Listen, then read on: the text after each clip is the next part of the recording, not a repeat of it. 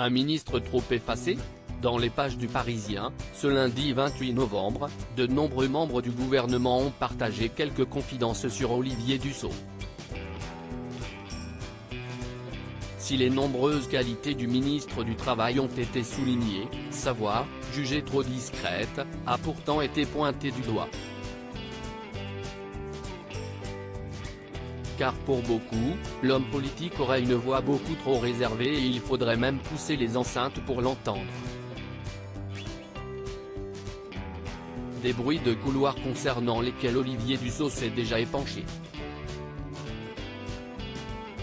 Je ne sais pas crier, aurait rapidement fait savoir le principal intéressé, amusé par ces rumeurs. Pourtant, si beaucoup estiment qu'on ne l'entend pas assez, l'art des choix a préféré relativiser. J'ai la voix que j'ai, a-t-il ensuite assuré, avant d'ajouter, on n'a pas besoin de parler fort pour convaincre.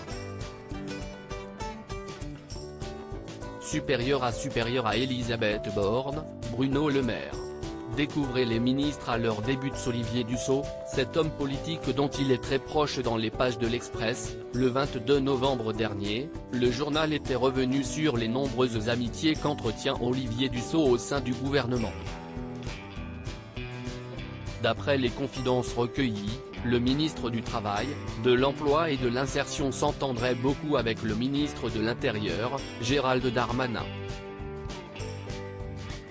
Lui et moi, si est-il du sérieux, avait alors assuré Olivier Dussopt à ce sujet.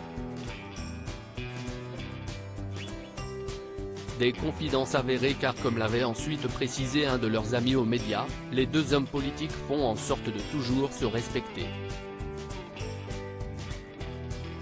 Ils se sont accordés sur le fait de s'épauler plutôt que de se mettre des bâtons dans les roues pour en tirer des bénéfices mutuels.